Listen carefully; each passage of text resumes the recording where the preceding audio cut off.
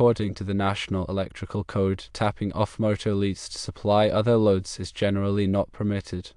National Electrical Code Article 430.22e states conductors supplying motors shall not be used to supply other loads unless the total load in the circuit does not exceed the ampacity of the circuit. In the scenario, the transformer connected to the motor leads is supplying a bell and a light, which constitutes other loads. Therefore, this practice is not compliant with the National Electrical Code. Tapping off motor leads can create several potential hazards. Firstly, overloading. The motor circuit may become overloaded if the additional load from the transformer exceeds the rated ampacity of the circuit. This could overheat wires and cause a fire. Secondly, electrical shocks. The transformer could become a source of electrical shocks if it is not properly installed and maintained. Thirdly, interference. The transformer and its associated wiring could introduce electrical noise into the motor circuit, potentially affecting the performance of the motor. Instead of tapping off the motor leads, alternative methods can be used to provide power for the bell and light. Firstly, install a separate circuit to power the bell and light. Secondly, use a power supply transformer that is specifically designed to be connected to the motor control panel. Thirdly, use a photocell or other device that does not require external power.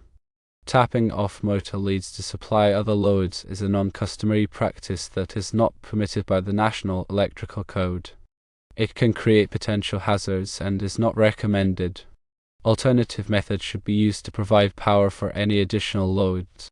Consider the safety implications and code compliance when designing or modifying electrical systems. Always refer to the latest edition of the National Electrical Code and consult with qualified electrical professionals to ensure all work meets safety standards and regulatory requirements. The National Electrical Code is a comprehensive set of standards that governs the safe installation of electrical wiring and equipment. It's crucial for electricians, engineers, and anyone involved in electrical work to be familiar with its requirements. Article 430 pertains specifically to motors, motor circuits, and controllers. This article provides detailed guidelines on conductor sizing, overcurrent protection, motor disconnecting means, and other critical aspects of motor installations. The specific section 430.22 addresses the ampacity of conductors supplying a single motor. It outlines how to determine the minimum size of conductors based on the motor's nameplate current rating. The reference to Section E highlights a crucial point: conductors supplying motors should not be used to supply other loads unless specific conditions are met. This restriction is in place to prevent overloading of the motor circuit, which could lead to overheating, insulation damage, and potentially electrical fires. The ampacity of a conductor refers to its current carrying capacity, which is the maximum amount of current a conductor can safely carry without exceeding its temperature rating. The ampacity of a conductor is determined by its size, insulation type, and installation conditions. It's essential to select conductors with adequate ampacity to handle the expected load current.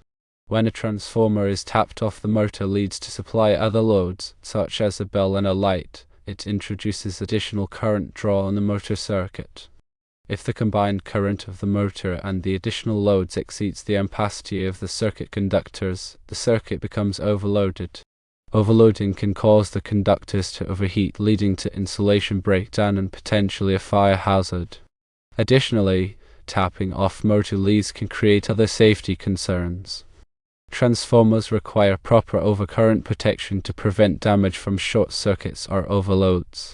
If the transformer is not properly fused, a fault in the transformer or the loads it supplies could cause a dangerous situation. Furthermore, the installation of the transformer and associated wiring must comply with all applicable electrical codes and standards. Improper installation can create shock hazards or increase the risk of electrical fires.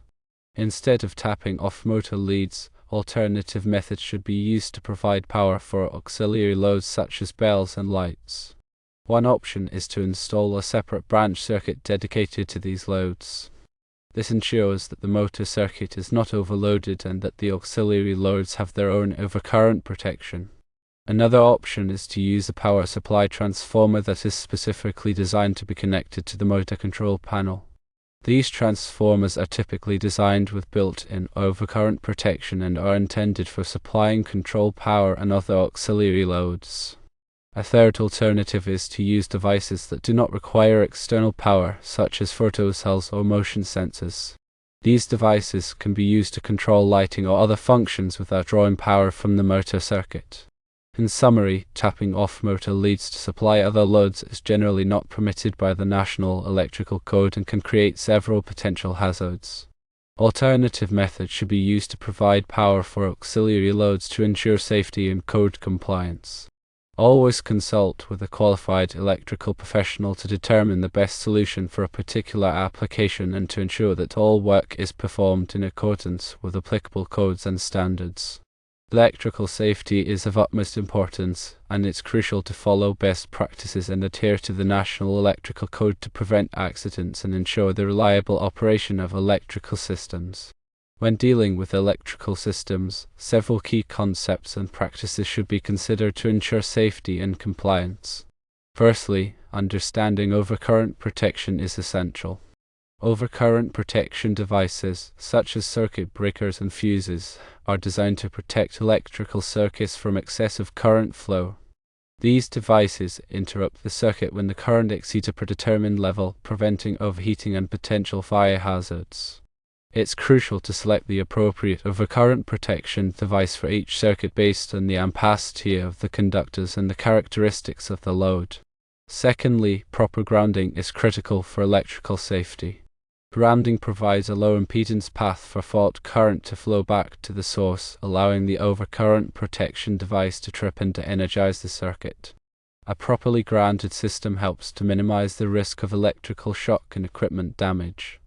Grounding should be done in accordance with the National Electrical Code requirements, and all grounding connections should be secure and corrosion resistant. Thirdly, conductor sizing is an important consideration. The size of the conductors in an electrical circuit must be adequate to carry the expected load current without overheating. The National Electrical Code provides tables and guidelines for determining the appropriate conductor size based on the ampacity requirements, insulation type, and installation conditions. Using undersized conductors can lead to overheating, insulation damage, and potentially a fire hazard. Fourthly, insulation integrity is crucial for preventing electrical shorts and ground faults. The insulation on electrical conductors provides a barrier between the energized conductors and the surrounding environment. Damage to the insulation can create a path for current to flow to ground or to other conductors, resulting in a short circuit or ground fault. Regular inspection and maintenance of electrical insulation are essential for identifying and addressing any potential problems. Fifthly, proper wiring methods are important for ensuring the safe and reliable operation of electrical systems. The National Electrical Code specifies acceptable wiring methods for various applications, including the use of conduit, cable trays, and direct burial cables. Following the correct wiring methods helps to protect conductors from physical damage, moisture, and other environmental factors. Sixthly, arc flash hazards should be considered. Arc flash is a dangerous electrical phenomenon that can occur when a high voltage arc forms between energized conductors. Arc flash events can release tremendous amounts of energy, causing severe burns, explosions, and even fatalities. Arc flash hazard assessment should be performed to determine the potential risks associated with electrical equipment, and appropriate personal protective equipment, or PPE, should be used when working on or near energized equipment.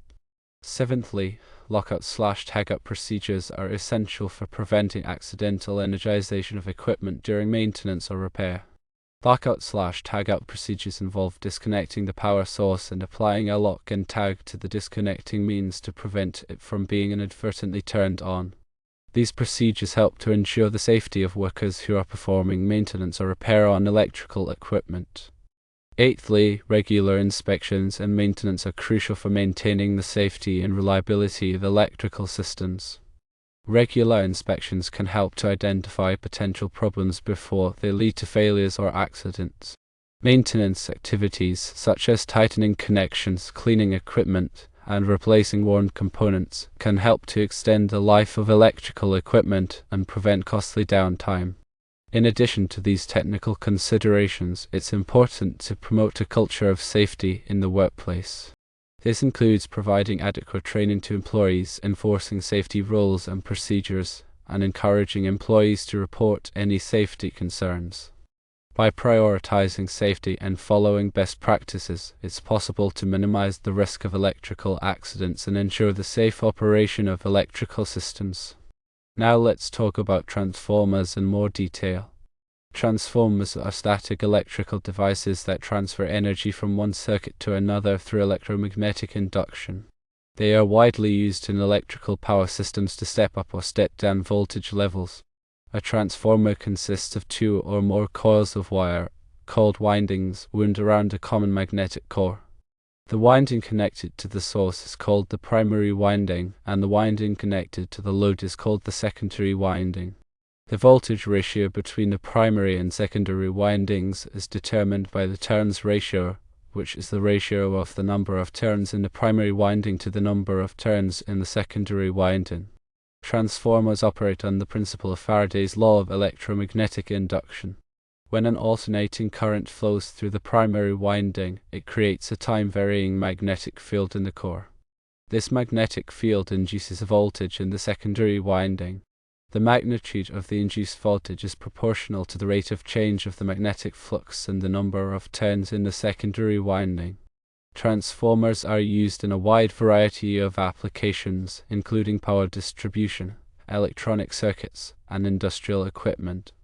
In power distribution systems, transformers are used to step up voltage at generating stations for efficient transmission over long distances and to step down voltage at substations for distribution to residential, commercial, and industrial customers. In electronic circuits, transformers are used for voltage matching, isolation, and impedance matching. In industrial equipment, transformers are used to power motors, welders, and other electrical devices. There are several different types of transformers, including power transformers, distribution transformers, instrument transformers, and isolation transformers. Power transformers are used in high-voltage power transmission and distribution systems.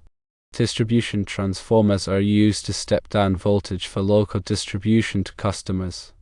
Instrument transformers are used to measure voltage and current in high-voltage circuits. Isolation transformers are used to isolate electrical equipment from the power source to protect against electrical shock. When selecting a transformer for a particular application, several factors should be considered, including the voltage rating, power rating, frequency, impedance, and insulation class. The voltage rating should match the voltage of the source and the load. The power rating should be sufficient to handle the expected load current. The frequency should match the frequency of the power system. The impedance should be chosen to minimize voltage drop and ensure stable operation. The insulation class should be appropriate for the environmental conditions. Transformers are generally very reliable, but they can fail due to a number of reasons, including insulation breakdown, winding shorts, core saturation, and overloads. Regular maintenance and inspection are essential for preventing transformer failures. Maintenance activities should include checking the oil level, inspecting the bushings, testing the insulation, and cleaning the cooling system. Transformer protection is an important aspect of electrical system design. Transformers should be protected against overcurrent, overvoltage, and other abnormal conditions. Overcurrent protection is typically provided by fuses or circuit breakers. Overvoltage protection is typically provided by surge arresters or metal oxide varistors. In summary, transformers are essential components of electrical power systems, providing voltage transformation and isolation. Understanding transformer principles, types, selection criteria, and protection methods is crucial for electrical engineers and technicians.